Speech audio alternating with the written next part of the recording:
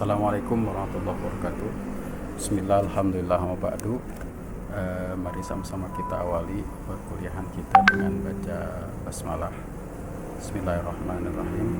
Selanjutnya ini ada materi terkait dengan materi tentang publikasi ilmiah, yaitu materi kita selanjutnya adalah membahas tentang perkembangan publikasi ilmiah di Indonesia. Materi tentang publikasi ilmiah di Indonesia ini bisa dilihat dalam buku Ristek Dikti ya, tentang pedoman publikasi ilmiah tahun 2017. Oke. Terkait dengan publikasi ilmiah di Indonesia, kita memahami dulu bahwa publikasi ilmiah itu adalah bagian dari siklus penelitian yang harus dilakukan oleh peneliti ketika selesai melaksanakan penelitiannya. Kemudian termasuk peneliti di situ adalah ya para mahasiswa yang mengerjakan tugas-tugas akhir penelitian. Demikian juga baik mahasiswa S1, S2, S3 ataupun peneliti itu sendiri yang mereka itu dari beragam disiplin ilmu ya, baik ilmu sosial, ilmu alam maupun ilmu lainnya, termasuk juga di dalam hal ini adalah ilmu pendidikan, dalam hal ini ilmu pendidikan Islam. Nah, setiap orang yang memiliki mempublikasikan karyanya, tulisannya, maka setiap temuan atau hasil yang didapatkan dari penelitian itu harus dihargai sebagai buah pikiran yang akan dikenal oleh masyarakat sehingga dapat segera diketahui, dan yang terpenting saat ini ialah mendapat pengakuan dari masyarakat dan sejawat sebidang. Sejawat itu ya teman seprofesi, sebidang itu teman yang memang menekuni satu bidang ilmu tertentu. Publikasi ilmiah merupakan sistem publikasi yang dilakukan berdasarkan penelaahan ya, peer reviewed ya, penelaahan panjang, olah pikir ya. Kemudian juga penelaahan dilakukan oleh para pakar di bidang ilmu yang sama sehingga diperoleh tingkat objektivitas setinggi-tingginya. Setinggi-tingginya ini dalam pengertian sistematik ya, dalam ilmiah ini, sehingga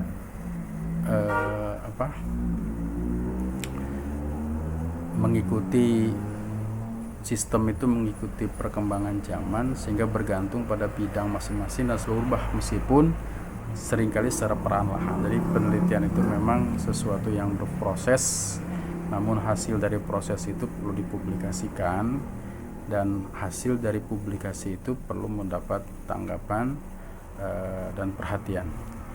Kemudian jenis-jenis publikasi yang dapat diterima sebagai kontribusi pada bidang ilmu pengetahuan dan penelitian sangat beraneka ragam ya, ada berbagai bidang. Umumnya diterbitkan dalam jurnal ilmiah ya, jurnal ilmiah, kemudian proceeding dan buku. Jadi kalau kita lihat tingkatan di sini, jurnal ilmiah memiliki peranan yang lebih tinggi dalam karya ilmiah, dalam publikasinya dibanding proceeding dan buku. Sebagian besar bidang akademik yang telah mapan memiliki jurnal. Biasanya setiap disiplin, setiap rumpun pengetahuan itu memiliki jurnal, maka setiap jurusan-jurusan yang ada di sekolah tinggi atau perguruan tinggi atau universitas itu memiliki jurnal sendiri. Ada jurnal yang bersifat fakultas, ada jurnal yang bersifat prodi, ada juga jurnal yang memang institusi. Tentunya itu sangat terkait dengan rumpun bidang ilmu yang ditekuninya. Karena itu ketika kita menulis atau mengirim sebuah jurnal, maka yang harus kita pahami adalah sekali lagi template jurnal ya. Jadi bidang jurnal itu apa, bagiannya apa, sehingga kita tidak rancu ya, tidak salah dalam mengirim jurnal. Kemudian ada juga yang memang di sini bersifat antar disiplin, jadi beragam disiplin ilmu dia terima, kemudian menyebarluaskan karya dari beberapa bidang yang berbeda.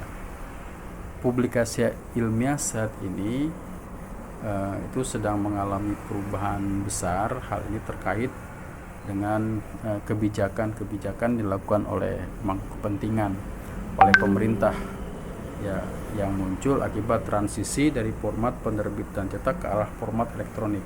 Jadi pada saat ini terdapat perubahan yang signifikan, di mana jurnal-jurnal yang awalnya memang diterbitkan secara cetak ya, sekarang sudah diterbitkan secara elektronik.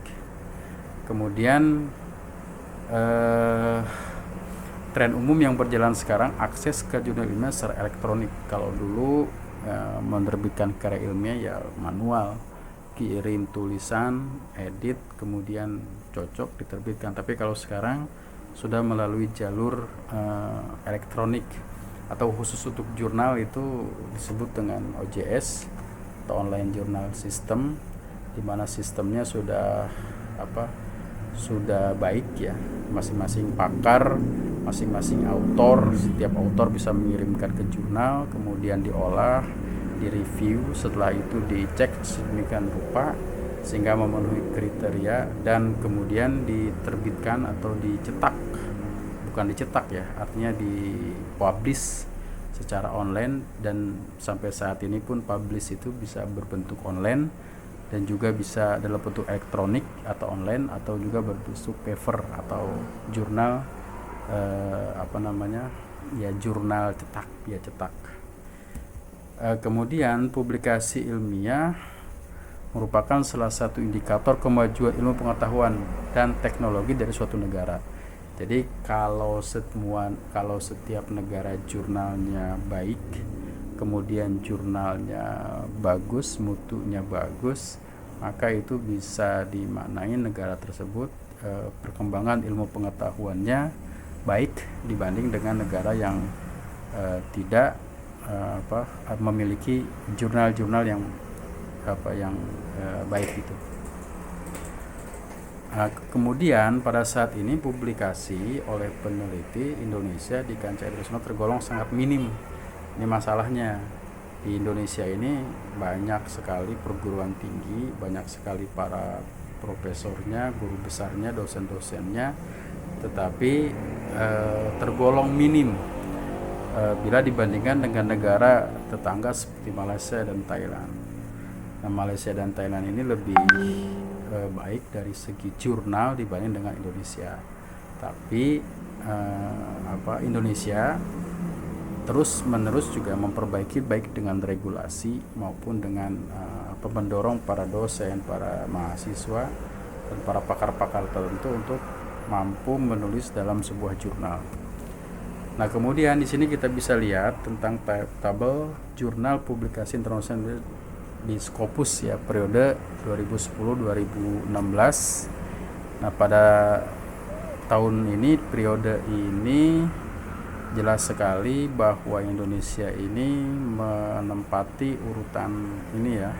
Tahun 2016 jumlah publikasi Malaysia itu 6.630, Thailand 3.864, Indonesia ini 2.062, kemudian Filipina 664. Ini menandakan bahwa Indonesia itu masih kalah dari segi publikasi jurnal dibanding dengan Malaysia dan Thailand. Sementara jumlah perguruan tinggi di Indonesia tentunya lebih banyak secara kuantitas, lebih banyak, dan juga banyak juga yang bermutu, dan juga banyak yang mengembangkan pengetahuan. Tapi mungkin belum dipublish sehingga dalam urutan jurnal kita masih kalah dengan negara-negara tetangga kita.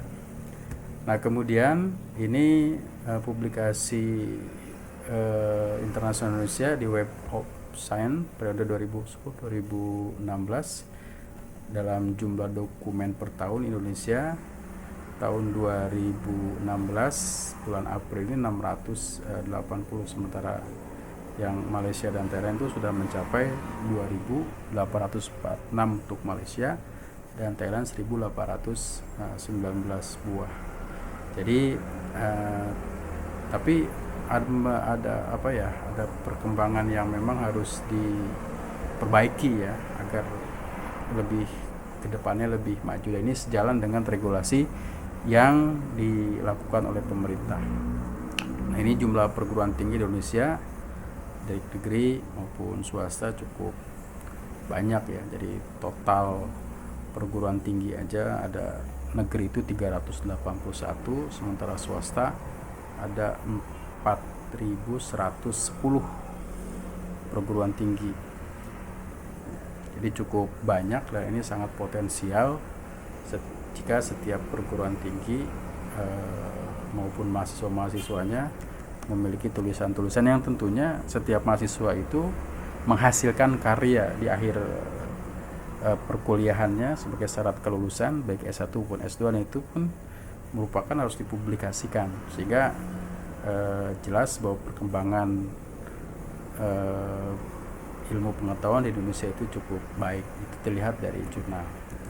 Nah, kemudian terkait dengan publikasi ilmiah itu memiliki peran penting ya untuk menjadi salah satu indikator kemajuan negara. Jadi kalau publikasi ilmiah yang banyak, itu diasumsikan negara itu baik atau maju. Tetapi kalau publikasinya sedikit, maka dianggap bahwa perhatian pemerintah terhadap perkembangan ilmu itu rendah.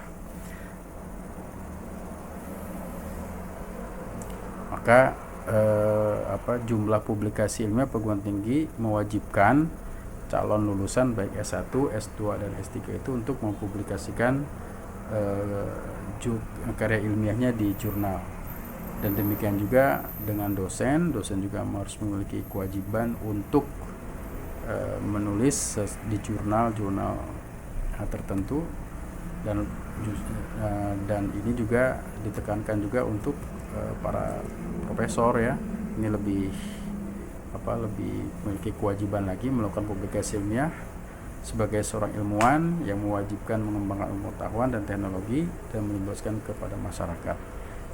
Jadi regulasi-regulasi yang sudah dibuat ini sebenarnya mendorong baik itu mahasiswa, para dosen maupun para guru-guru besar untuk senantiasa menulis ya di jurnal-jurnal ilmiah. Dan bahasan ini dapat dilihat ya dalam buku pedoman publikasi ilmiah yang diterbitkan oleh Ristek Dikti tahun 2017 pada halaman ke-14. Silahkan ditelaah dan dibaca. Mudah-mudahan pembahasan ini bisa memberikan pengetahuan kepada kita terkait dengan perkembangan publikasi ilmiah di Indonesia. Jadi kesimpulannya adalah bahwa publikasi ilmiah itu merupakan suatu keharusan bagi orang-orang yang melakukan penelitian. Kemudian juga keharusan itu juga dibebankan bagi mahasiswa, para dosen dan guru besar untuk mempublikasikan ilmiahnya. Keduanya, semakin banyak publikasi yang dimunculkan dalam sebuah negara, itu menandakan bahwa perhatian negara tersebut terhadap publikasi ilmiah itu atau perkembangan ilmu pengetahuan itu semakin baik. Itu saja, mudah-mudahan bermanfaat. Akhirul kalam, assalamualaikum warahmatullahi wabarakatuh.